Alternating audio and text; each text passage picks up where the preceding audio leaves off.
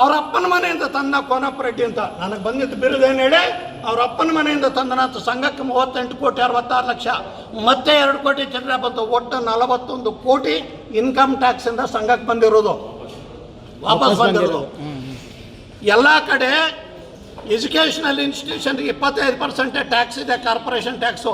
ಯಾವುದೋ ಬೆಳಗಾಂ ಕೇಸನ್ನು ಮುಂದೆ ಆಗಿತ್ತು ಹೈಕೋರ್ಟಲ್ಲಿ, ಅದನ್ನು ಇಟ್ಕೊಂಡು ನಾನು ಹೈಕೋರ್ಟಲ್ಲಿ ಹಾಕಿ ನಮ್ಮ ಎಲ್ಲ ಸಂಸ್ಥೆಗಳಿಗೂ 25% ಮಾಡಿಸಿದೆ. ಅಲ್ಲಿ ಸುಮಾರು ಕೋಟಿಗಳಂಗೆ ಉಳಿಯಿತು. ಆಮೇಲೆ ಜಿ ಎಸ್ ಟಿ ಎಲ್ಲ ಸಿಕ್ಕಾಪಟ್ಟೆ GST ಅಟ್ರಾಕ್ಟ್ ಆಗದೆ ಇರೋದಕ್ಕೂ ಕಟ್ಟಿರೋದಕ್ಕೂ ಕೂಡ ನಮಗೆ ನೋಟಿಸ್ ಬಂದಿದ್ದವು. ಅದನ್ನು ಕೋರ್ಟಲ್ಲಿ ಹಾಕಿ ಸ್ಟೇ ಮಾಡಿಸಿ ಅಪೀಲ್ಗಳಾಕಿ ಸಂಘದ ಪರ ಮಾಡಿದ್ವಿ.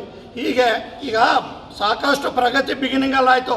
4 ಹೊಸ ಕಾಲೇಜ್ ಮಾಡಿದ್ವಿ, 2 ನರ್ಸಿಂಗು, 1 ಆಯುರ್ವೇದಕ್ಕೆ ಇನ್ನೂ ಅನುಮತಿ ಸಿಕ್ಕಿಲ್ಲ ಕೇಂದ್ರದಲ್ಲಿ, ಇನ್ನೊಂದು ಪ್ಯಾರಾಮೆಡಿಕಲ್ಲು.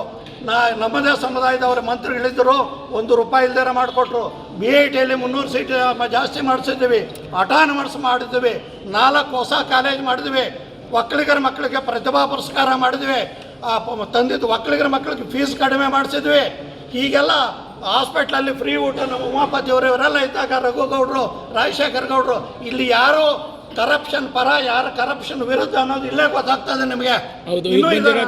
ಜನ ಏನು ಹೇಳಿ ಕರಪ್ಷನ್ನು ಮಕ್ಕಳಿಗೂ ಅಳಿಯಂದ್ರಿಗೂ ಸೊಸೆಯರಿಗೂ ಉದ್ಯೋಗಗಳು ಕೇಳೋರು, ದುಡ್ಡಿಗೆ ಆಸೆ ಪಡೋರು ಯಾರು ಇಲ್ಲಿ ಬರ್ತಾ ಇಲ್ಲ.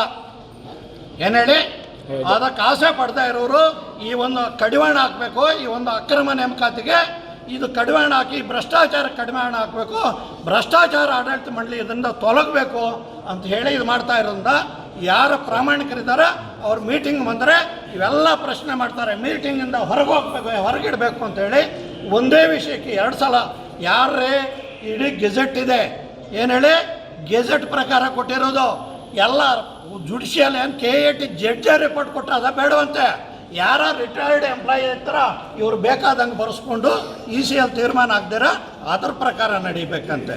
ಹೀಗೆಲ್ಲ ಇಲ್ಲಿ ದಬ್ಬಾಳಿಕೆ ಮಾಡೋರಿಗೆ, ಭ್ರಷ್ಟಾಚಾರ ಮಾಡೋರಿಗೆ, ಕ್ರಿಮಿನಲ್ ಅಪರಾಧಿಗಳಿಗೆ ಅವಕಾಶ ಹೊರತು ಪ್ರಾಮಾಣಿಕವಾಗಿ ದಕ್ಷತೆಯಿಂದ ನಿಷ್ಠೆಯಿಂದ ಕೆಲಸ ಮಾಡ್ತಕ್ಕಂಥ ಯಾವ ನಿರ್ದೇಶಕರುಗಳಿಗೂ ಕೂಡ ಇಲ್ಲಿ ಅವಕಾಶ ಇಲ್ಲದಂತಾಗಿದೆ.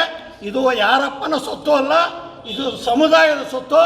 ಇದು ಸುಮಾರು 6.5 ಲಕ್ಷ ಜನರ ಸೊತ್ತಿದು, ಯಾವ ಪದಾಧಿಕಾರಿ ಸೊತ್ತು ಅಲ್ಲ.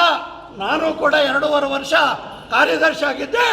ಒಂದು ಅಕ್ರಮ ನೇಮಕಾತಿ ಒಂದು ECL ಆಗದೆ ಇರೋದು ಮಾಡಿಲ್ಲ.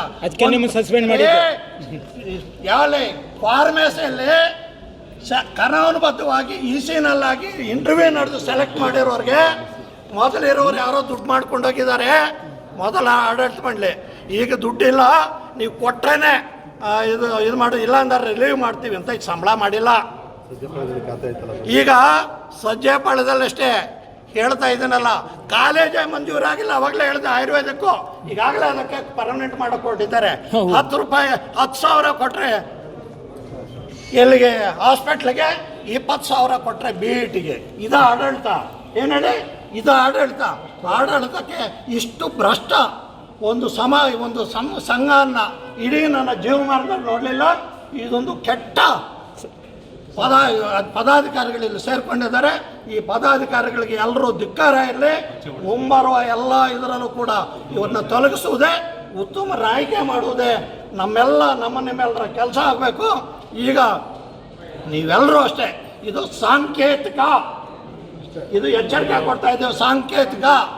ಇನ್ನು ಬರೋದು ಸಾವಿರಾರು ಜನಸಂಖ್ಯೆಯಲ್ಲಿ ಬಂದುತ್ತೀವಿ. ಎಲ್ಲ ರಾಜ್ಯಾದ್ಯಂತ ಇದರ ಬಗ್ಗೆ ಹೋರಾಟ ಮಾಡ್ತೀವಿ. ಕಂಪ್ಲೀಟ್ ಈ ಬಿಲ್ಡಿಂಗ್ ಇದೆಯಲ್ಲ ರೀ, ಇದು 6 ಕೋಟಿಗೆ ECL ತೀರ್ಮಾನ ಆಗಿರೋದು. ಯಾವ EC ಅಪ್ರೂವಲ್ ಎಲ್ಲ 23 ಕೋಟಿ ಕೊಟ್ಟವ್ರಿ, 23 ಕೋಟಿ ಕೊಟ್ಟವ್ರಿ. ಇಂಥವ್ರಿ ಈ ಸಂಘದಲ್ಲಿ ಅಧ್ಯಕ್ಷರು, ಕಾರ್ಯದರ್ಶಿಗಳು. ಏನು ಹೇಳಿ 23 ಕೋಟಿ ರಿಪೋರ್ಟ್ ಇದೆ. ದೊರೆಸ್ವಾಮಿ ಅಂತ ಒಬ್ಬ ಲೀಗಲ್ ಅಡ್ವೈಸರ್ ಕೊಟ್ಟಿದ್ದಾರೆ. 6 ಕೋಟಿದನ್ನು 23 ಕೋಟಿ ಮಾಡಿದ್ದಾರೆ. ನಮ್ಮ ಈಗಿನ ಸನ್ಮಾನ್ಯ ಮುಖ್ಯಮಂತ್ರಿಗಳೇ ಹೇಳಿದರು, ನಿಮ್ಮ ಸಂಘದಲ್ಲಿ ಇವತ್ತು ಇಲ್ಲ ಈ ರೇಟನ್ನು 10 ವರ್ಷಗಳ ಹಿಂದೆನೇ ಕೊಟ್ಟಿದ್ದೀರ ಅಂತ ಸನ್ಮಾನ್ಯ ಮುಖ್ಯಮಂತ್ರಿಗಳು ಹೇಳಿದ್ರು. ಏನು ಹೇಳಿ ನಾವು ಇವನ್ನೆಲ್ಲ ಮುಖ್ಯಮಂತ್ರಿಗಳ ಗಮನಕ್ಕೆ ತರೋಕ್ಕಾಗಲ್ಲ, ಅವರು ದೊಡ್ಡ ಹುದ್ದೆಯಲ್ಲಿದ್ದಾರೆ. ನಾವು ಇದೆಲ್ಲ ದೂರ ಹೇಳೋಕ್ಕಾಗಲ್ಲ.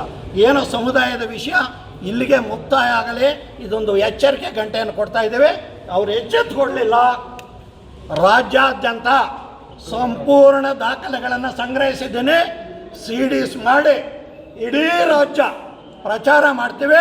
ಇಂಥ ಭ್ರಷ್ಟರು ಈ ಒಂದು ಸಮುದಾಯಕ್ಕೆ ಬರಬಾರ್ದು, ಯೋಗ್ಯರು ಬರೀಬೇಕು. ಈ ರಾಜ್ಯದಲ್ಲಿ ಒಕ್ಕಲಿಗರಿಗೆ ಗೌರವ ತರುವಂಥ ನಿರ್ದೇಶಕಗಳಾಗಬೇಕು. ಈ ಸಮಾಜವನ್ನು ಇಡೀ ಕರ್ನಾಟಕದಲ್ಲೇ ನಂಬರ್ 1 ಸಮುದಾಯ ಅಂದರೆ ಒಕ್ಕಲಿಗರ ಸಮುದಾಯ ಅನಿಸ್ಕೋಬೇಕು ಅನ್ನೋವಂಥ ಆಸೆ.